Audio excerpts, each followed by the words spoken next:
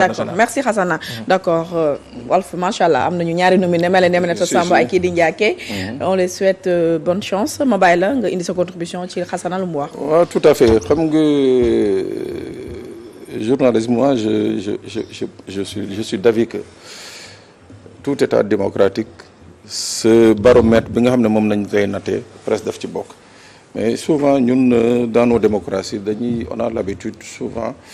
et c'est malheureux d'essayer de mesurer la presse et quelque part moi je trouve que dans la plupart des cas presse bi mooy jël yat bi ñu koy dóoree jox ko justement le politique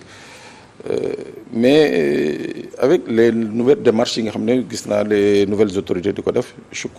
crois que on peut aller vers une libéralisation et benn garantie au niveau des maisons de presse mais des organes de presse mais fenn la bëggoon attirer l'attention justement des patrons de presse attirer l'attention du gouvernement mooy que pour que on ait cette presse indépendante là bi nga xam ne tout le monde la veut mooy que il faut que l'État participe vraiment de manière substantielle c'est-à-dire fonds d'aide bi ñu def un fonds d'aide bi nga xam ne dañuy teg ay critères objectifs pour ceux-là qui existent déjà et ceux-là qui veulent créer gis nga à partir de ce moment-là je crois que on pourra avoir cette presse libre et responsable mais tant que l'État est là pour mettre subventionner aider du perfuser jamais on aura tout fait mais jamais on n'aura pas cette presse libre et indépendante. fekkoon sax dañuy perfuser reporter di ci gis seen bopp waaye bu ñuy perfuser kay ñuy gis seen bopp. donc mu ngoog sur le problème de la fiscalité moi quand je vois des pays comme le Niger yi nga xam ne dañu défiscaliser la presse actuellement et on me dira pas que c'est une démocratie au Niger si on prend les standards démocratiques le Niger ñun dañ koy catégoriser comme une dictature mais cette dictature a décidé de défiscaliser tout ce qui est presse donc ñun on doit suivre ces exemples-là parce que waruñu défiscaliser nag si bon ça fait un mois c'est à débattre hein. Non, ça fait pas 100% d'accord sur ça. Oui, mais non en fait OK. kii nu mu tëddee Khadija les entreprises de presse au Sénégal moi j'en sais quelque chose waaw parce que j'en ai dirigé tu ne gagnes rien tu ne gagnes absolument rien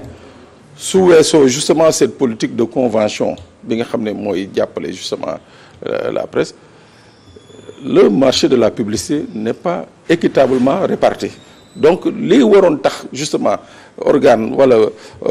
entreprise de presse mun na dund dëgg les leviers là on les a pas mis en place ba nga xam ne ça va être très très très difficile je dis pas que c'est impossible. mais sur stratégie bu ñuy utee xaalis moo obsolète parce que ñun dañu naan publicité mais il y a publicité léegi avec les plateformes digitales nit ñi ils ont une autre façon de faire de la publicité c'est cette façon de bon la recherche du gain bu ñuy demee moo xaw a obsolète moo xaw a accueilli. non mais on est à ce niveau on est à ce niveau Khadija on est à ce niveau changer comme suñu stratégie de vraiment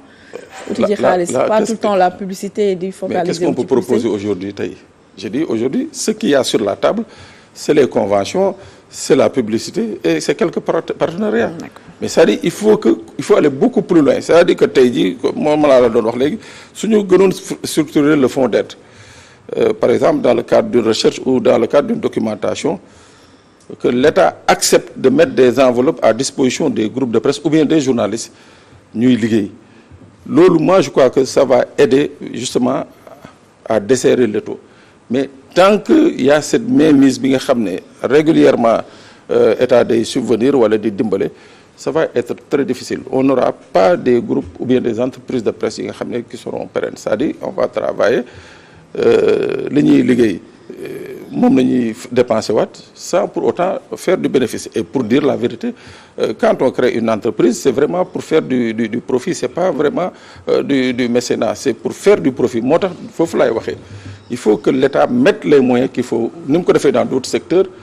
il faut que ñu defee ko noonu dans le secteur de la presse pour permettre justement aux gens de pouvoir disposer sans contrainte de moyens yi nga xam ne qui leur revient de droit. D'accord. Voilà.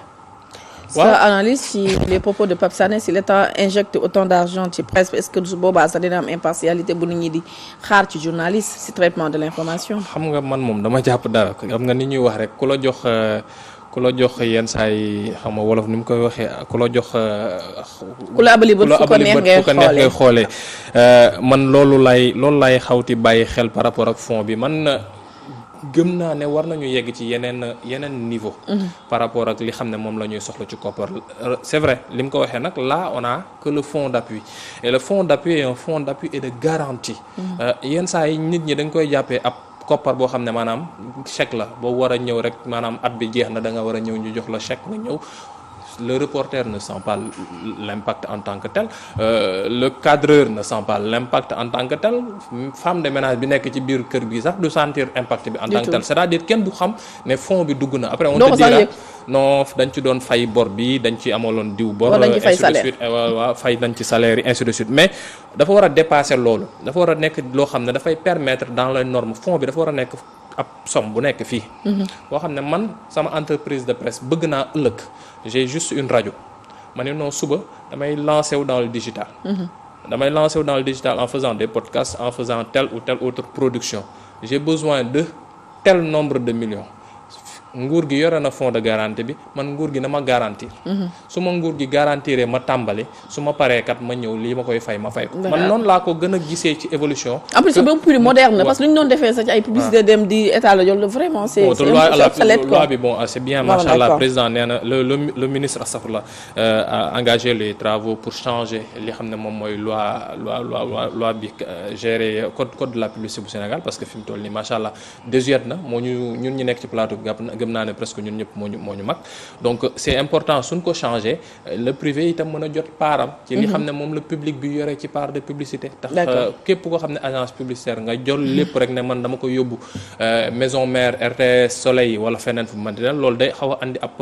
gàllankoor ci ñoo xam ne ñoom dañuy yore seen kopparu bopp ba noppi. Alors Assana pour la soirée du vendredi mooy soirée de gala bi alors à part prix RTS yenn catégorie la ñuy nominé ay journalistes gis nañu reporter yu bari ba dañ leen ca sargal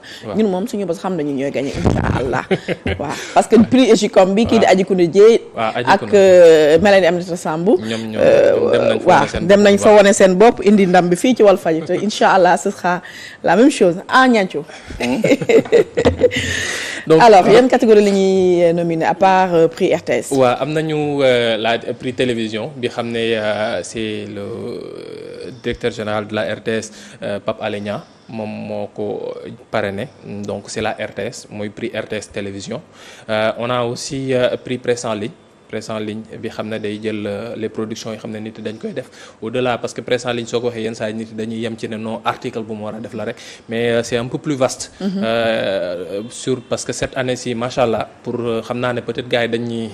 dañoo beraloo pour les 20 ans c'est une première on a eu plus de 170 demandes de candidature demande de dépôt yoo xam ne jot nañ ko pour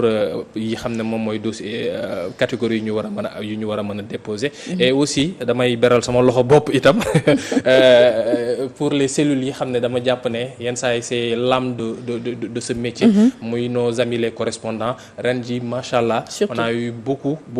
de correspondants yoo xam ne ils ont déposé et cette année on a encore on aura inchallah sur le podium des gens qui viendront des régions en presse écrite et on en aura aussi en radio parce que am na ñoo xam ne ñoo ngi fa am nañu prix rajo bi xam ne dañ koy joxe am nañu média et droit de l'enfant loo xam ne yàgg na léegi c'est en quelque sorte même l'identité de la convention des jeunes reporters de travailler à ce que xale yi ñu mën leen aar par rapport ak lépp li xam ne mooy seen ay àq ak seen ay yelleef te yenn saa yi dañ koy xaw a banaliser on a vu ci période de campagne électorale bi xale yi ñoom la ñu mujjoon def outil de campagne donc yooyu yëpp ay sujet loo xam ne gone yi sunu naataango journalistes yi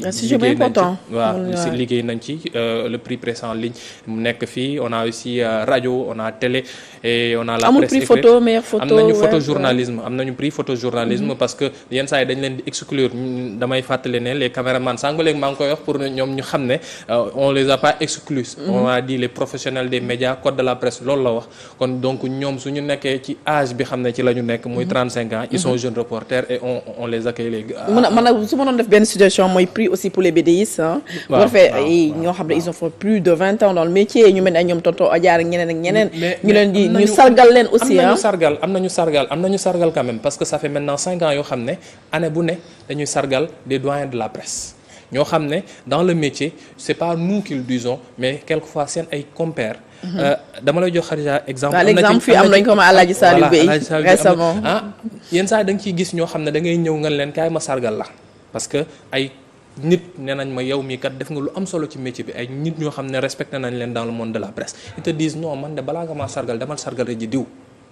parce que diw jii nii man jàpp naa ne moo ma gën a am lu ma liggéey lu ci journal et xam nga loolu dafa nekk ñaari mbir yoo xam ne man moo lu tax le prix le concours de la convention et le sargal sont deux choses qui me tiennent vraiment à cœur parce que Sénégal dañ tàmmoon di wax journalisme du dara